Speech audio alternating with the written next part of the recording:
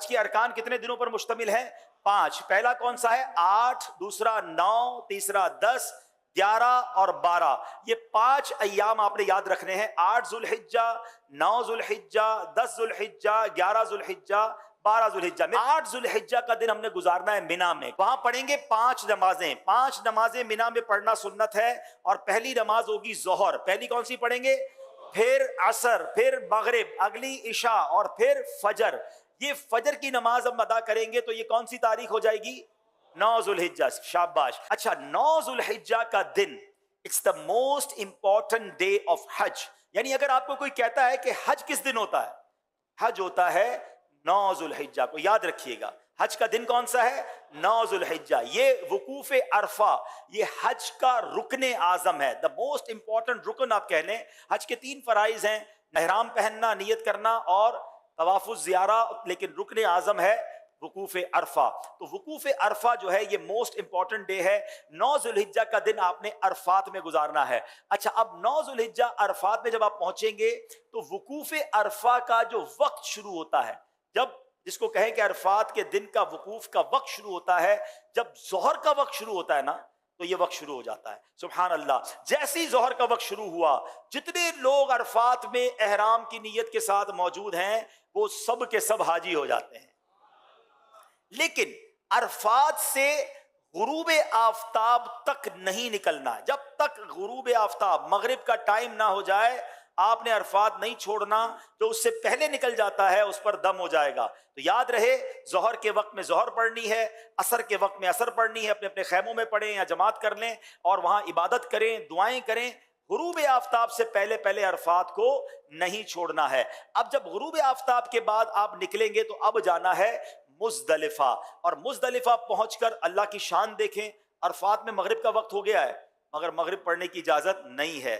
اچھا مزدلفہ میں بھی مغرب اور عشاء پڑھیں گے مگر عشاء کا وقت شروع ہو جانے کے بعد پڑھیں گے، یعنی عشاء کا وقت شروع ہو گیا اب مغرب اور عشاء پڑھیں گے، اور اس کو ملا کر پڑھنے کا طریقہ یہ ہے کہ مغرب کے پہلے فرض پڑھیں گے، پھر عشاء کے فرض پڑھیں گے، پھر مغرب کی نوافل، مغرب کی سنتیں اور نوافل، پھر عشاء کی سنتیں وتر وغیرہ ادا کیے جائیں گے۔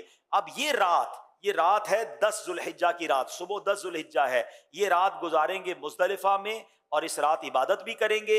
اور یہاں فجر کی نماز پڑھنا یا فجر کے وقت میں یہاں ہونا ضروری ہے، کیونکہ مزدلفہ کا جو وقوف کا وقت ہے یہ جب شروع ہوتا ہے کہ جب فجر کا وقت شروع ہوتا ہے۔ اچھا اب صبح ہو گئی، یہ صبح کون سی ہے؟ کون سی تاریخ ہو گئی؟ 10 ذوالحجہ۔ پاکستان میں کیا ہوتا ہے؟ کون سی عید ہوتی ہے؟ بقرعید۔ حاجی دیکھو کیسے کمال کی عید منا رہا ہوتا ہے، لوگ اچھے اچھے کپڑے پہنے ہیں، خوشبو لگائے گھوم رہے ہوتے ہیں، ایک دوسرے سے عید مبارک کر رہے ہوتے ہیں۔ حاجی کے احرام بھی میلا، اس کے بال بھی بکھرے ہوئے، اس کی آنکھیں بھی نیند سے تھکن سے چور ہے، یہ کیسی عید ہے؟ واللہ یہ ساری دنیا کی عیدوں سے اچھی عید، ہائے ہائے، کیونکہ اللہ کو یہ میلا کچیلا حاجی بڑا پسند ہے۔ آج عید کا دن ہے اور حاجی کو 3 کام کرنے ہیں، 10 ذوالحجہ کو 3 کام کرنے ہیں، اور یہ تینوں کام ایک ترتیب سے سیکوینس سے کرنا بڑا ضروری ہے، ٹھیک ہے؟ یاد رکھیے گا۔ پہلے حاجی نے کیا کرنا ہے؟ رمی کرنی ہے۔ کیا کرنا ہے؟ اس کو رمی کرنی ہے شیطان کو کنکریاں مارنی ہے، بڑے شیطان کو۔ اس دن ایک ہی جمرے کو، ایک ہی شیطان کو کنکریاں مارنی ہے، 7 پتھر مارنے ہیں۔ رمی کرنے کے بعد حاجی نے کیا کرنی؟ قربانی۔ کیا کرنی ہے؟ اچھا رمی کر لی تو قربانی، جو بھی کرنے والا اس کو بتائیں گے میں نے رمی کر لی، وہ اس کی قربانی ہو جائے گی۔ قربانی ہو گئی تو اس کے بعد حاجی نے حلق کروانا ہے یا قصر کروانا ہے، تقصیر کرنی ہے، بال اتروانے ہیں۔ اب وہ احرام سے فارغ ہو گیا۔ جناب والا کتنے دن ہوئے ہیں؟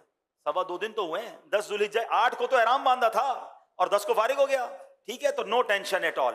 اب ساری پابندیاں ختم ہو گئی ہیں احرام کی، خوشبو بھی لگائیں، سلے ہوئے کپڑے بھی پہنے، انجوائے کریں۔ صرف ایک پابندی باقی ہے جو مرد و عورت کی پابندی ہے۔ اب جب طواف الزیارہ کر لیں گے وہ پابندی بھی ختم ہو جائے گی، تو ٹینشن احرام کی نہیں لینی ہے۔ 2.5 days، 2.25 دن، 2.5 دن میں آپ احرام سے آلموسٹ فارغ ہو جائیں گے۔ اب آپ کا ایک بڑا فرض باقی ہے، اور وہ کیا ہے؟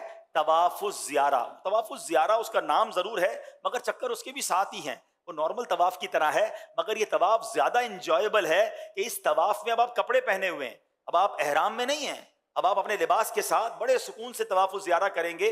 اور پھر ایک واجب ہے، وہ ہے حج کی سعی۔ تو طواف الزیارہ اور سعی آپ نے کرنی ہے۔ طواف الزیارہ کا جو ٹائم ہے وہ 10 کو بھی کر سکتے ہیں، 11 को भी कर सकते हैं, 12 की गुरूब आफताब से पहले पहले करना है। तीसरी ईद को मगरिब की नमाज का वक्त शुरू होने से पहले पहले किसी भी वक्त तवाफुल ज़ियारा किया जा सकता है, ठीक है। और जो सई है, जो तवाफुल ज़ियारा के बाद करने वाली हज की सई है, वो आप कभी भी कर सकते हैं, 12 के बाद भी कर सकते हैं, लेकिन आप बेहतर है कि तवाफुल ज़ियारा के साथ कर लें ताकि एक चीज कंप्लीट हो जाए। अब 11 और 12 ज़ुल्हिज्जा में दो मजीद आपने काम करने हैं। वो क्या करने हैं? आपने जमरात की रमी करनी है और उसमें 3-3 शैतानों को कंकरियां मारनी हैं और हर शैतान को 7-7 कंकरियां मारनी हैं। तो जब 3 शैतानों को 7-7 कंकरियां मारेंगे तो कितनी मारेंगे? कितनी मारेंगे? 21 कंकरियां 11 ज़ुल्हिज्जा को भी मारेंगे और 21 कंकरियां 12 ज़ुल्हिज्जा को भी मारेंगे। Very good. अच्छा, अब 11 और 12 में जमरात की रमी का वक्त शुरू कब होता है? याद रहे, जैसे ही जोहर का वक्त शुरू होता है ना, जमरात की रमी का वक्त भी शुरू हो जाता है। तो जोहर के बाद से लेकर अगले दिन सुबह सादिक तक आप कभी भी रमी कर सकते हैं। चले जनाब, हज के 5 अय्याम पूरे हो गए, अब भी खुद भी याद कर लो, दूसरे हाजियों को भी बताना।